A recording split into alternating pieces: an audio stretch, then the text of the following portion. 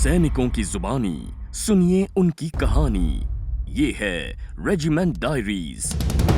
Siachen glacier 25,000 feet की ऊंचाई पर आज भारतीय सेना का सबसे चुनौतीपूर्ण पेट्रोलिंग इलाका है। यहां तापमान 0 से 25 से 30 डिग्री नीचे होता है। बर्फीले तूफान और एवलांच यहां अक्सर आते हैं। जरूरत की चीजें पहुंचने में समय लगता है और बाहरी दुनिया से दूर दूर तक कोई संपर्क नहीं।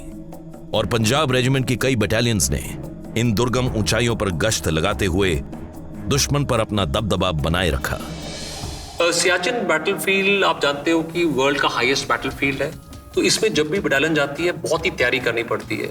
इसके लिए 3rd स्टेज एक्मेटाइज्ड ट्रुप्स चाहिए होते हैं, तो इसकी बहुत पहले से तैयारी शुरू हो जाती है।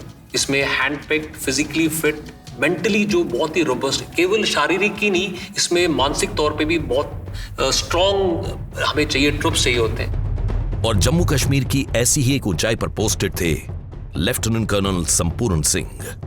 लेफ्टिनेंट कर्नल संपूर्ण सिंह कमांडिंग ऑफिसर थे एक बटालियन के हमारे 19 पंजाब। उन्होंने 1965 में जो इंडो पाकिस्तान युद्ध हुआ था उसमें इन्होंने जे.एंड.के सेक्टर में बहुत ही बहादुरी दिखाई थी।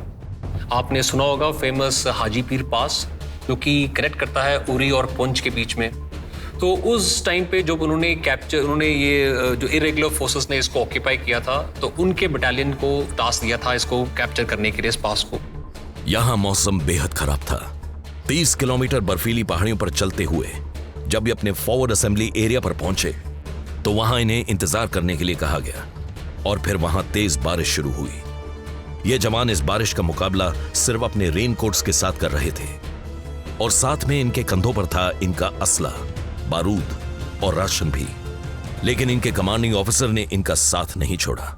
लेफ्टिनेंट कर्नल संपूर्ण सिंह इनका मनोबल बढ़ाते रहे और एक बार फिर यह बटालियन सिग्नल मिलते ही आगे बढ़ी। बारिश के चलते यहां एक नाला अब पानी से भर गया था, जिसे पहले चलकर पार करना था। अब बटालियन ने उसे तैरते हुए पार किया और जब बटालियन दुश्मन के सामने पहुंची तो दुश्मन उनसे कहीं ज्यादा मजबूत था। कई घंटे दुश्मन के पक्के बंकर से हो रहे गोलाबारी से जूझने के बाद यह फैसला लिया गया कि हमला दूसरी ओर से होगा और इसमें आर्टिलरी यूनिट की मदद ली जाएगी।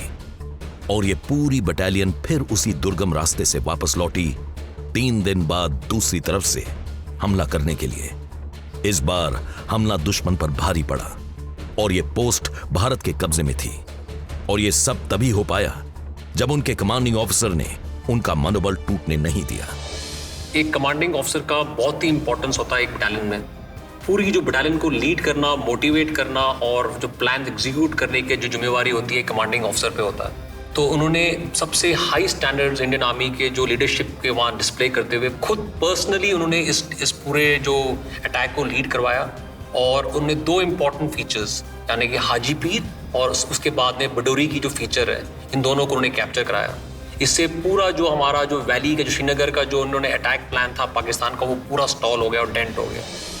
लेफ्टिनेंट कर्नल संपूर्ण सिंह को हाजी पीर ऑपरेशन के लिए महावीर चक्र से सम्मानित किया गया और बेडौरी ऑपरेशन के लिए वीर चक्र से सम्मानित किया गया। इसके साथ ही उनकी बटालियन को बैटल ऑनर हाजी पीर और बेडौरी दोनों ही मिले। और अगर पंजाब रेजिमेंट के बैटल ऑनर्स देखे जाए तो एक लंबी लिस्ट सामने आती है। आजादी से पहले बैटल ऑनर शोलिंगुर, कर्नाटक, महिदपुर, मैसूर, पेगू, आवा, चाइना, कोयम्बटूर और सेरेंगापट्टनम, बर्मा, मेसोपोटामिया, गालीपोली, लूस, एडन, कूत अल अमर, किल्हारी, इजिप्ट और पैलेस्टीन, सोमालीलैंड, अलेक्जेंड्रिया, आलामेन, तोब्रुक, अराकन और एरिट्रिया। इसके साथ ही इम्फाल, कोहिमा, कांगलातोंगबी, मेकतिला और टिडिम। आजादी के बाद battle honour Jhangar, Zojila, Fazilka, Ichhogil canal, Dograi, Barki, Garibpur, Bracil pass, Wali Malik, नंगी टेकरी, छक अमरू, कालीधर, बेदौरी, हाजी पीर, लौंगेवाला, जेसोर, नौशेरा और पूंछ। इसके साथ ही पंजाब और सिंध का थिएटर ऑनर और बैटल ऑनर ब्राचील पास मिला था 18 पंजाब को, जिन्होंने अपना युद्ध घोष हर मैदान फतेह के अनुरूप कारगिल सेक्टर में मौजूद ब्राचील पास और वाली मलिक पर कब्जा जमाया। यह भी एक बर्फीले पहाड़ों में लड़ी गई लड़ाई थी जो कि बेहद कठिन थी, जिसके लिए रेजिमेंट को एक महावीर चक्र और एक वीर चक्र भी मिला। देश पर जान न्यौछावर कर देने का जज्बा सिर्फ पराक्रम से नहीं आता, यह जज्बा तैयार होता है अनुशासन से, यह जज्बा मिलता है प्रशिक्षण से, दिन रात बिना सोचे समझे किए जाने वाले अभ्यास से। और इसी की एक मिसाल है यह मार्चिंग ड्रिल। आमतौर पर सिविल के बीच में आप देखते होंगे कि जब हम एक जगह से दूसरी जगह पर जाते हैं तो हम बेतरतीब चलते हैं, मतलब एक आगे जा रहा है, दो पीछे, तीन कहीं और कहीं, जिसका मन किया वो खड़ा हो जाता है। लेकिन सेना में सेना के डिसिप्लिन को कायम रखते हुए और सभी जवान आकर के किसी कमांडर के हुक्मों के नीचे पालन करें और उसके हुक्मों के नीचे ही चलते रहें, इसलिए सेना में मार्च पास की जाती है। मार्च पास से आकर के हम किसी भी सैनिक टुकड़ी के ऊपर आसानी से काबू कर सकते हैं। इससे हमें ये पता लग जाता है कि हमारी चलने वाले जवान का हर एक का कदम एक है, बाजू एक है, जो हम कार्रवाई कर रहे हैं वो बिल्कुल हमारी आपस में मैच रहती है। इसके सेना के अलावा अगर कोई दूसरा भी देखता है तो उसके मन में आकर के जाता है कि हम में और सेना के बीच में ये अंतर है कि हम ये एक बराबर चलते हैं और हम आगे पीछे चलते हैं। इसलिए मार्च पास एक बहुत ही अहमियत रखती है। पंजाब रेजिमेंट सेंटर के बीच में एक रिक्रूट को पाँव से लेकर के सर तक आकर के डिसिप्लिन सिखाया जाता है, अर्थात उसे पीटी शूज भी पहनना है तो वो किस प्रकार से पहनेगा, उसका सॉक्स का फोल्ड का स्टाइल क्या होगा, अगर वो बड़ा ड्रिल बूट पहनता है वो किस प्रकार से पहनेगा, उसके लेस बांधने का तरीका क्या होगा, सॉक्स का क्या होगा, यदि वो हाफ पैंट पहन रहा है तो उस हालत में क्या होंगे, यदि वो फुल पैंट पहन रहा है तो उस हालत में वो कैसे पहनेगा। इसी प्रकार से उसका pant, shirt, name tape, even ऊपर तक उसका बेरेट, कैप, पगड़ी, सबको आकर के एक मापिक तोला जाता है। और इसका समय समय पर सभी इंस्ट्रक्टर के द्वारा प्रोग्राम में ही आकर के ये शामिल है हमारे ट्रेनिंग प्रोग्राम में कि किस में आकर के पगड़ी प्लेट होगा, किस में आकर के कैप को ठीक किया जाएगा, किस हालत में, और वहाँ पर कौन सा इंस्ट्रक्टर आकर के उस बात का रिस्पॉन्सिबल है, और वो पहुंचते हैं उसमें उस चीज को चेक किया जाता है। हॉकी के जादूगर कहलाए जाने वाले विश्व विख्यात मेजर ध्यानचंद पंजाब रेजिमेंट से ही थे। उनके 400 गोल का पर्सनल रिकॉर्ड आज भी कोई भारतीय खिलाड़ी नहीं तोड़ पाया है। वो 1928 से लेकर 1964 तक 8 में से 7 गोल्ड मेडल जीतने वाली भारतीय हॉकी टीम का हिस्सा रहे। हॉकी के खेल में इस मकाम तक उन्हें पहुंचाया उनकी रेजिमेंट ने।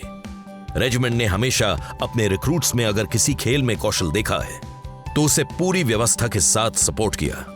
उसका एक जीवंत उदाहरण मैं आपको इतिहास में से देना चाहूंगा, मेजर ध्यानचंद, जो कि एक क्लर्क के फॉर्म में पंजाब रेजिमेंट में उन्होंने पार्टिसिपेट किया था।